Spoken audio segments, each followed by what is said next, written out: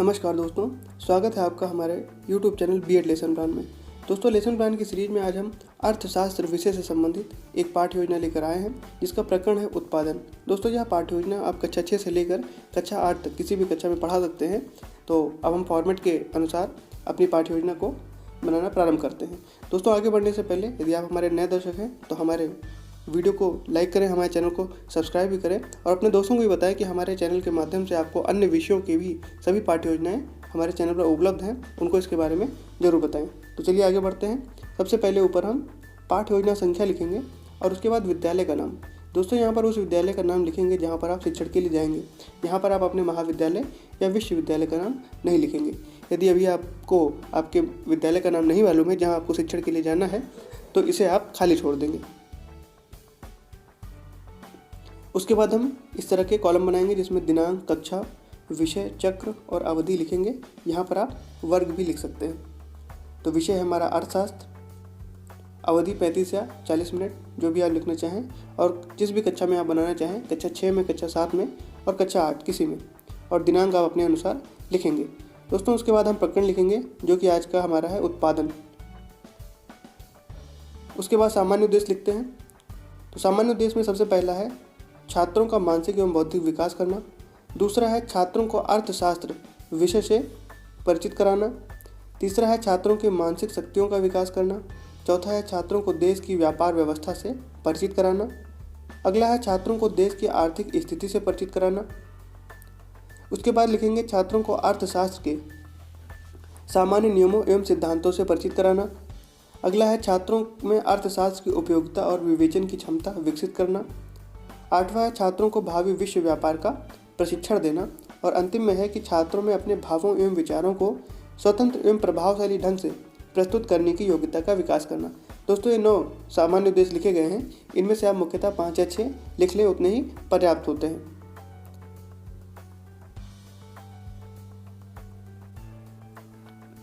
इसके बाद हम विशिष्ट उद्देश्य लिखते हैं। पहला है ज्ञानात्मक। इसमें लिखेंगे कि छात्र उत्पादन का ज्ञान प्राप्त कर प्रत्यास्मरण कर सकेंगे। दूसरा है बोधात्मक। इसमें लिखेंगे कि छात्र उत्पादन को समझकर अपने शब्दों में व्याख्या कर सकेंगे। तीसरा है अभिवृत्त्यात्मक। इसमें लिखेंगे कि छात्र उत्पादन का ज्ञान प्राप्त कर सकारात्मक दृष्टिकोण विकसित कर सकेंगे। कौशलात्मक में लिखेंगे कि छात्र उत्पादन को समझकर अपने कौशल विकसित कर सकेंगे। रुच्यात्मक में लिखेंगे कि छात्र उत्पादन के नियमों को समझकर अपनी रुचि विकसित कर सकेंगे। तो ये हो जाएंगे विशिष्ट उद्देश्य।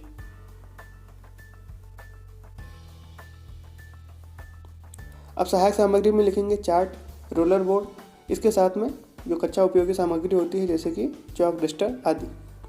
शिक्षण विधि में लिखेंगे व्याख्यान विधि, उदाहरण विधि और प्रश्नोत्तर प्रविधि।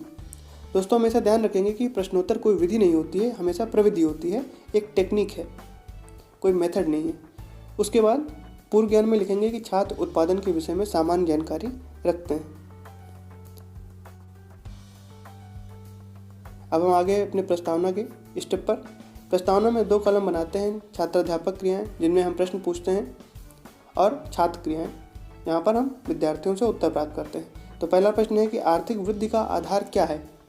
तो उत्तर में लिखेंगे कि उत्पादन। दूसरा है कि उत्पादन में जोखिम को वहन करने के लिए क्या करना चाहिए, तो उद्यम करना चाहिए। और तीसरा है कि उत्पादन से आप क्या समझते हैं।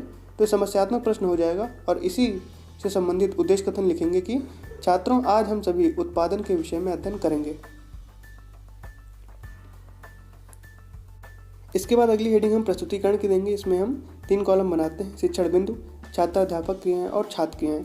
तो शिक्षण बिंदु में सबसे पहले लिखेंगे उत्पादन का अर्थ, यानी कि अर्थ क्या होता है उत्पादन का। तो इसके अनुसार प्रश्न करेंगे कि किसी कंपनी को किस चीज़ का निर्माण करना होता है। तो यहाँ पर चीज़ के स्थान पर आप वस्तु शब्द का प्रयोग कर सकते हैं। तो यहाँ पर लिखेंगे उत्पाद। फिर दूसरा है कि उत्पादन से क्या आशय है। तो यहाँ पर लिखेंगे संभावित उत्तर।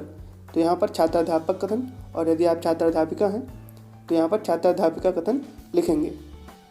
और इन सभी से बचने के लिए आप सीधे सीधे स्पष्टीकरण लिख सकते हैं।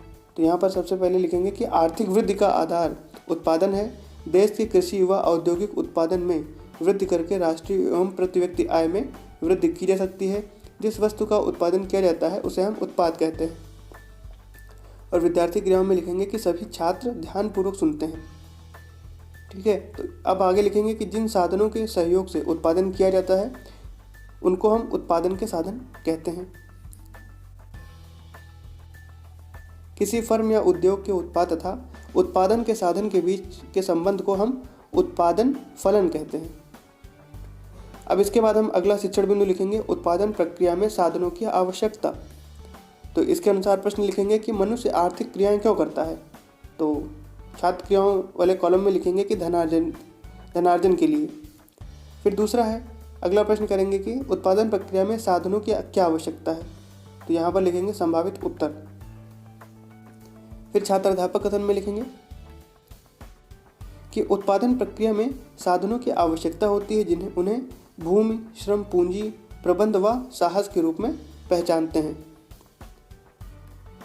किसी समाज में उत्पादन का उद्देश्य मनुष्य की भौतिक आवश्यकताओं को संतुष्ट करना है।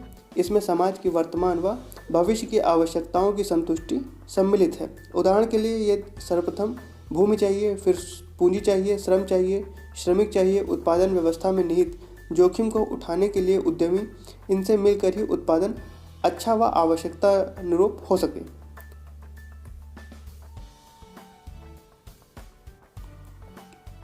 इसके बाद अगली हेडिंग हम देंगे श्यामपट्ट कार्य की। यहाँ पर श्यामपट्ट कार्य की जगह श्यामपट्ट सारांश की हेडिंग देंगे। यहाँ पर कार्य नहीं सारांश लिखेंगे। उसके बाद यहाँ पर कॉलम बनाएंगे छात्र अध्यापक क्रिया और छात्र क्रिया। तो प्रश्न लिखेंगे कि उत्पादन को किन चीज़ों की आवश्यकता होती है। तो उत्तर में लिखेंगे कि उत्पादन को विभिन्न उपादानों की आवश्यकता होती है। दूसरा है कि उत्पादन के साधन कौन से हैं। तो इसमें लिखेंगे कि उत्पादन के साधन में भूमि, श्रम, पूंजी, प्रबंध व साहस आते हैं। इसके बाद हम निरीक्षण कार्य की हेडिंग देंगे। तो इसमें लिखेंगे कि छात्राध्यापक छात्रों को श्यामपट्ट सारांश कक्षा में लिखने का निर्देश देकर कक्षा में घूम घूम कर निरीक्षण करेंगे। तो ये निरीक्षण कार्य की हेडिंग कंप्लीट हुई। इसके बाद हम पुनरावृत्ति प्रश्न की हेडिंग देंगे। तो इसमें जो प्रश्न पूछे जाते हैं वो मौखिक रूप से ही पूछे जाते हैं। तो पहला प्रश्न है कि उत्पादन क्या है, और दूसरा है कि उत्पादन किसके लिए किया जाता है, यानी कि उत्पादन करने की वजह क्या है। और इसमें जो पुनरावृत्ति प्रश्न है इनकी संख्या आप बढ़ा सकते हैं, 4 या 5 प्रश्न भी इसमें लिख सकते हैं। और याद रखेंगे कि ये जो प्रश्न होते हैं ये हमेशा मौखिक रूप से पूछे जाएंगे, और जो बोध प्रश्न हैं उनको श्यामपट्ट पर लिखा जाएगा और उनके उत्तर छात्रों से प्राप्त करके, छात्रों या छात्राओं से, और उनको भी श्यामपट्ट पर लिखा जाएगा और उसके बाद संपूर्ण कक्षा को लिखने का निर्देश दिया जाएगा। उसके बाद गृह कार्य में, तो इसमें लिखेंगे कि कल सभी छात्र उत्पादन यानी कि उत्पादन के विषय में जानकारी को याद कर आएंगे। तो दोस्तों यहाँ पर हमारी पाठ्य योजना कंप्लीट होती है। आपको वीडियो कैसा लगा हमें कमेंट करके ज़रूर बताइए। हमारे वीडियो को लाइक करिए। यदि आप नए दर्शक हैं हमारे तो हमारे चैनल को सब्सक्राइब भी करिए और अपने दोस्तों के साथ भी ज़रूर शेयर करिए। और दोस्तों ये भी बताइए कि आप किस ज़िले से हमारा वीडियो देख रहे हैं। बहुत बहुत धन्यवाद आपका पूरा वीडियो देखने के लिए।